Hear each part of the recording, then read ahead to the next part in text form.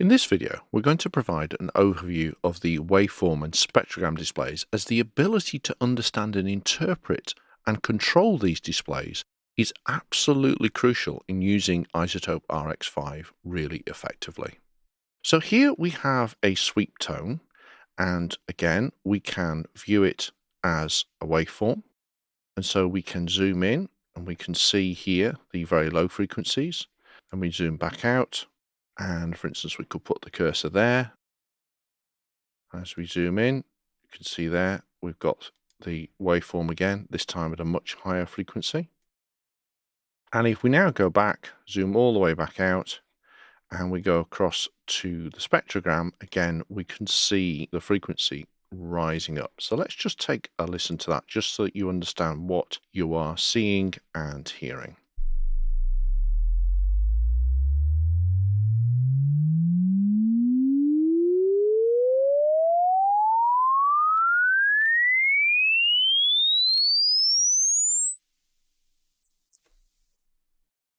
If you're on the normal selector tools, you've got this one here, you can see here that in the middle of the selector tool is a little black line. And that's really useful because if you place that black line over a particular piece of audio, you can then read off the location, both in terms of time and frequency, for the cursor position. So at this point, that tone is 4,222 Hertz. Whereas down here, it might be 262.7 Hertz. So let's move on to something that's a little bit more real world. You can see we've got the spectrogram, and so we can see the different harmonics of the speech. These are likely to be elements of sibilance. We can obviously display it as you would see it on your DAW with a waveform, and we just play it there. And I just bring that across. Sometimes the microphone may not be picking up exactly what we need. Often I like to work where I can just about see the waveform glimmering through, but it's pretty well hidden. And that just helps me to see the audio in both the sort of conventional waveform and also as a spectrogram, so that whereas the waveform isn't really impinging me being able to see what the spectrogram is showing, so I can still see the individual harmonics through the waveform at that point. Again, what we can do, and what I'll do now, is just hide the waveform altogether. So what we can do is we can actually, again, make a selection and just play what's inside that selection. Wow. Or we could use the magic wand to pick up a range. And then we can either hold down the shift key, and you can see now there's a little plus button appeared by the magic wand, and then I can actually start picking up individual elements. Or by holding down the Alt key, I can actually take those selections away, or I can just double click it, and now it's picked up all the harmonics for that particular section. So now we can listen inside the selection. And that works for the multiple. So we're listening to what's inside every single part of the selections, not just one of them. So many reasons why. And then obviously we can listen to the same selection, but across all frequencies with the other play button. So many reasons why. So really useful to be able to actually start identifying the different problems. So if we go back to the lasso tool, down here we have an issue where we have a bump or a mic pop. So again, we can play it outside. Picking up. Or we can play just inside the selection. And that's really useful to make sure that all I'm going to take away is the bump.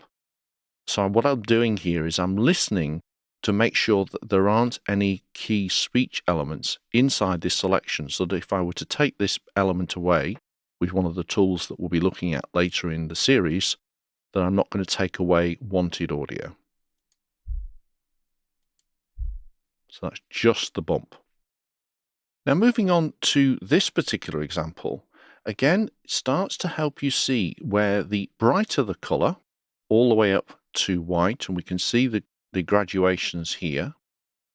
The brighter the color, the louder the sound. So if I just put the waveform back in, just play the audio, But G, somehow, you can see and you can hear, you can see here that we've got hum, which is nearly as loud as the audio that we're wanting to hear.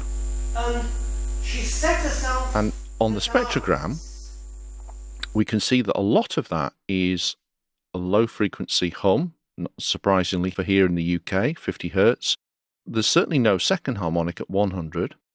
There's hardly anything at 150.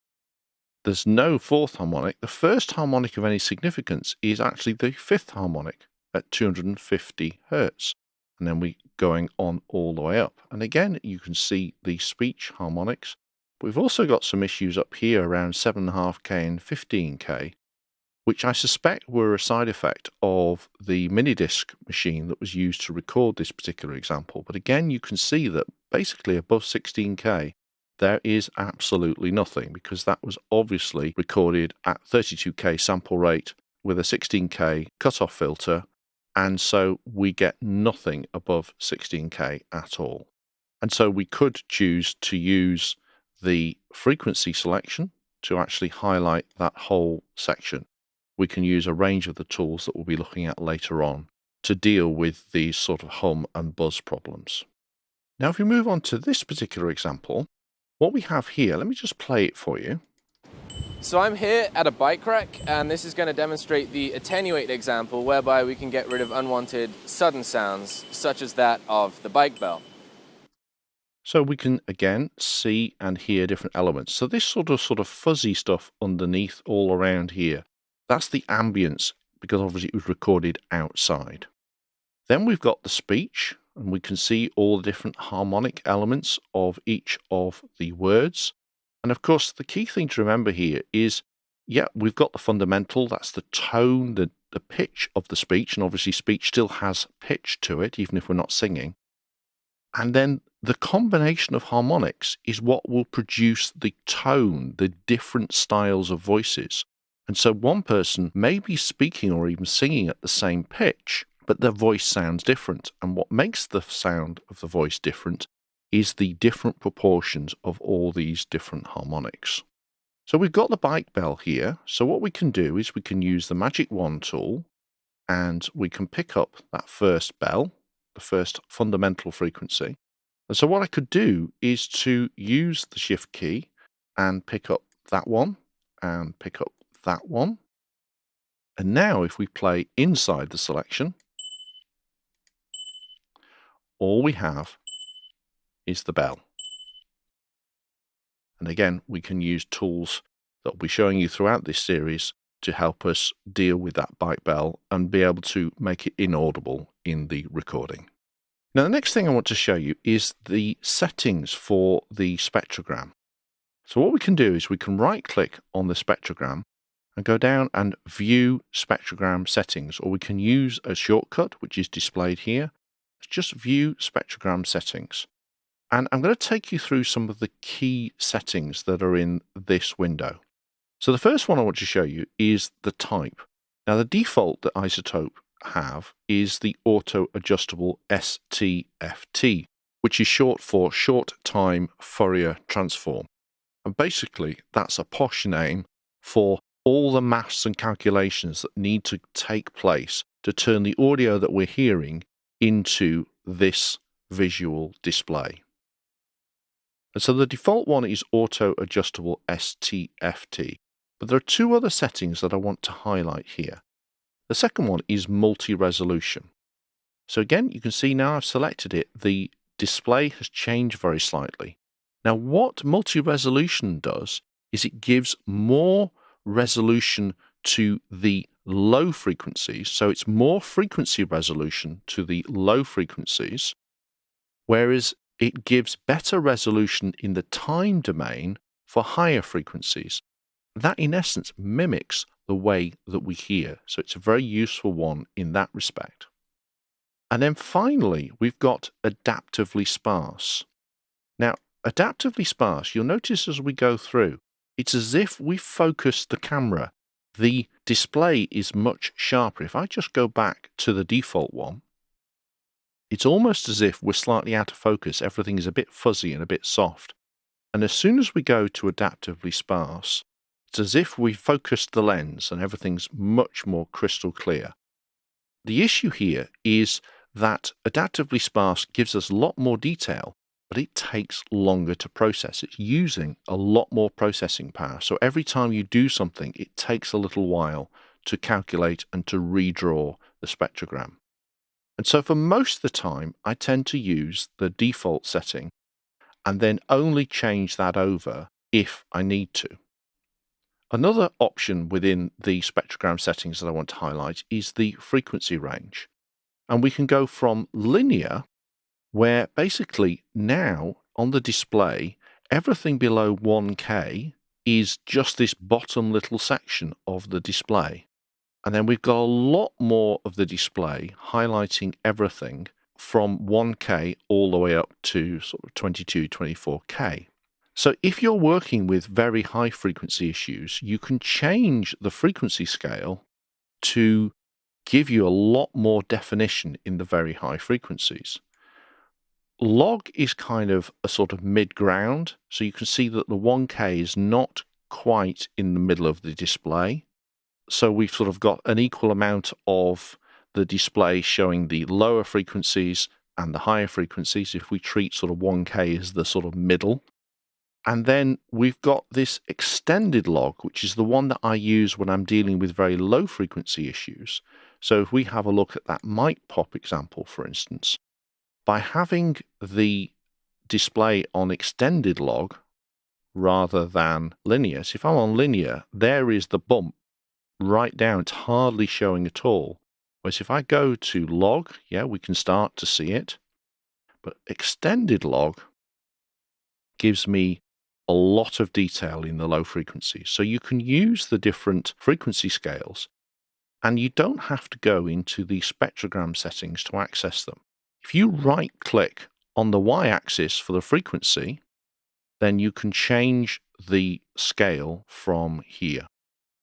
So if we go back to the bike bell and we go back into the spectrogram settings, the last one I want to show you is the color map, because again, the default is this cyan to orange range, but there are a couple of other settings. So we can have green and white, so that looks a little bit sort of Insight and the old Ozone 5 type color scheme. We could go blue to pink. And the thing about this is what you'll find is some of these will work better for you, and that has a lot to do with the way your eyesight works. But also, some will display particular problems more clearly than others. So we've also got these multicolored options. And you can see here, if we look at the y-axis, that basically anything blue-ish is around -50. Anything sort of in the sort of purple pinky area is -40. And then as it gets into the white area, then it's getting much higher. And then anything around the sort of reddy color is around -90. So you can really start to see the different amplitudes very clearly by using one of these multicolor options. And there are two options with slightly different colors. We've got a teal one. We've got one that replicates the display that's in Iris 2. But I have to say that most of the time I tend to work with the default, the cyan to orange. But again, you might find that one setting is clearer than what I prefer, and that's absolutely fine. I'll see you again in another video.